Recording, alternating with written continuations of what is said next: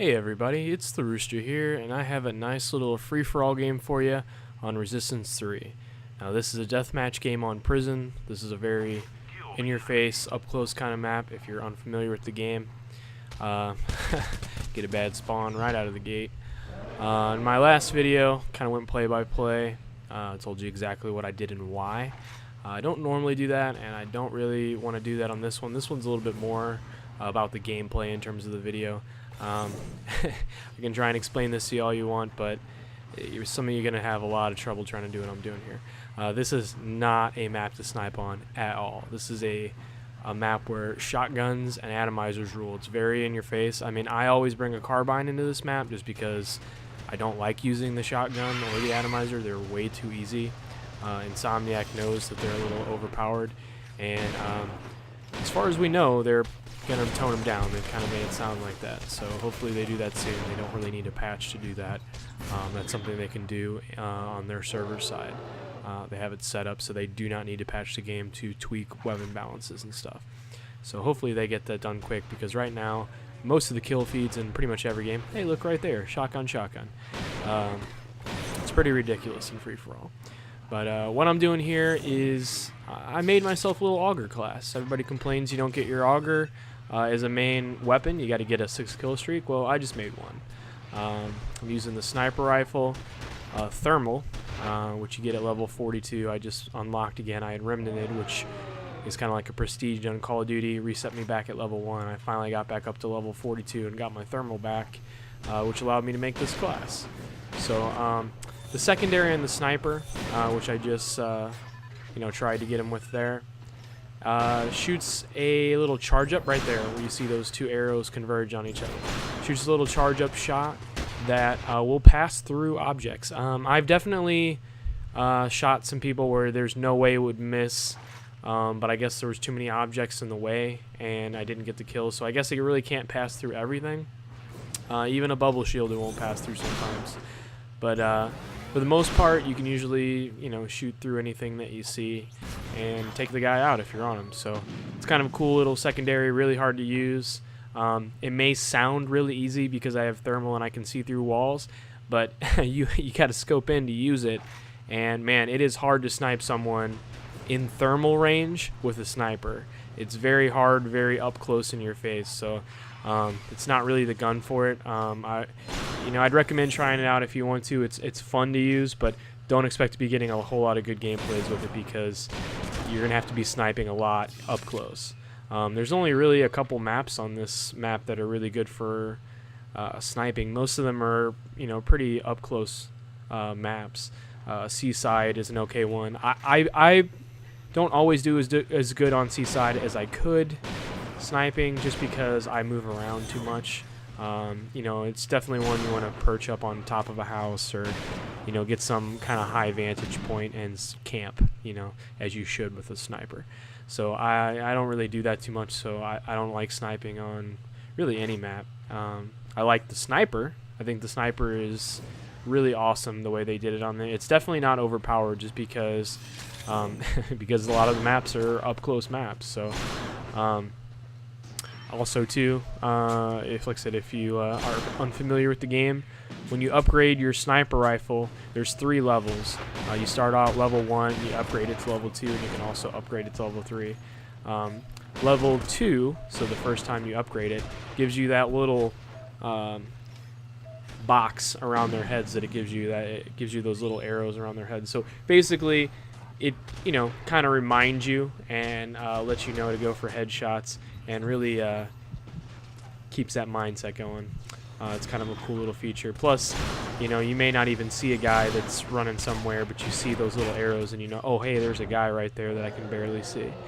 But anyway, like I said, this is not something I would recommend to do. You definitely want to go, especially right now, with a shotgun or an atomizer. I can't believe I'm encouraging that, but if you're like me, you don't like to abuse overpowered weapons, then you'll take a moral high ground and either go with the carbine or bullseye or marksman or something that's just not ridiculously overpowered right now.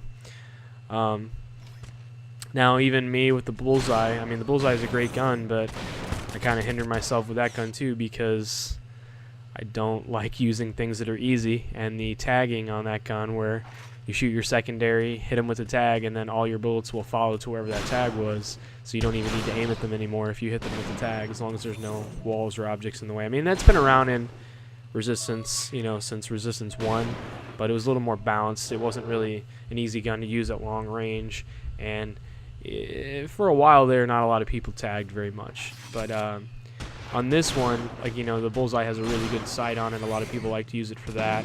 When I use the bullseye, I actually have kind of stopped tagging just because I'm really against the concept of tagging. I think it's a little ridiculous and a little too easy. It's fun that it has that secondary feature. I love that Insomniac puts that kind of stuff in their guns, but and they just make some stuff too easy for people that really aren't very good at aiming. So I choose not to abuse that kind of stuff.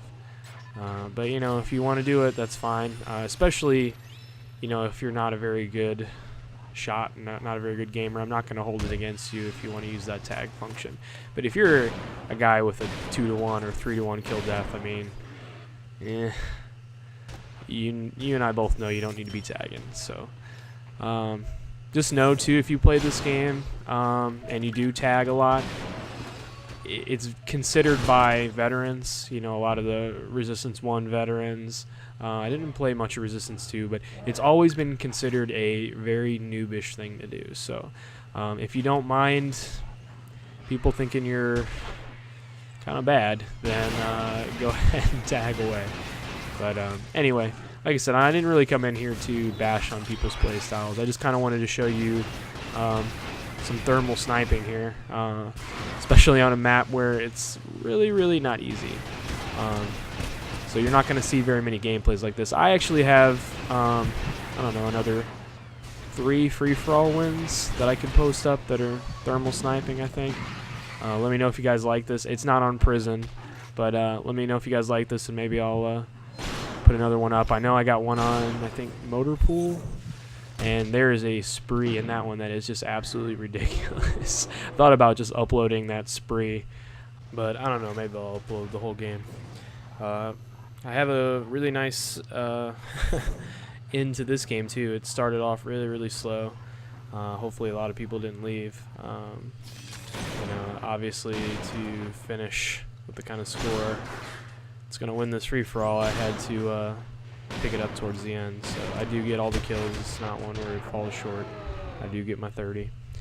But yeah, let's see, what else can we talk about here? Well, I guess we can talk about some of the problems with the game. This game has a huge problem for me in most games. In fact, that's why I play mostly deathmatch, and that is the frame rate.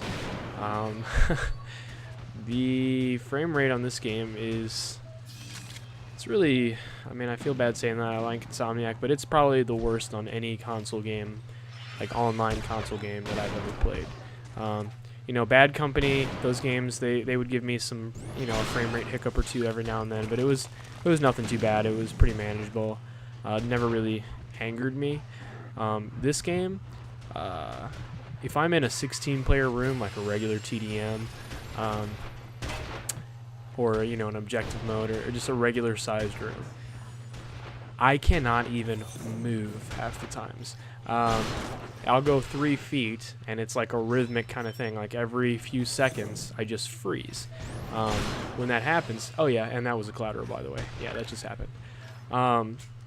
So I'll freeze, and I have no controller input when this happens.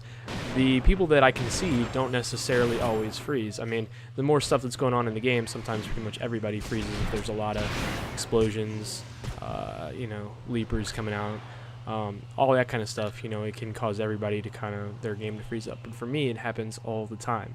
It doesn't happen as much in deathmatch. I usually get it in most of my death matches pretty much through the whole time. I only got it a couple times in here. It wasn't really that rhythmic every few seconds, and that's why I've been playing deathmatch.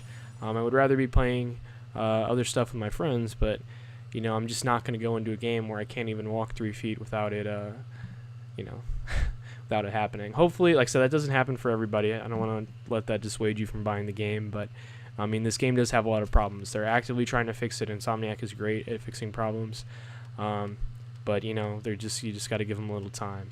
I wish it had been right when the game released, but hey, it is what it is. You know, there's some more stuff I could talk about. A lot of spawning problems, other stuff like that, but you know, obviously this video is done. We'll save that for another time.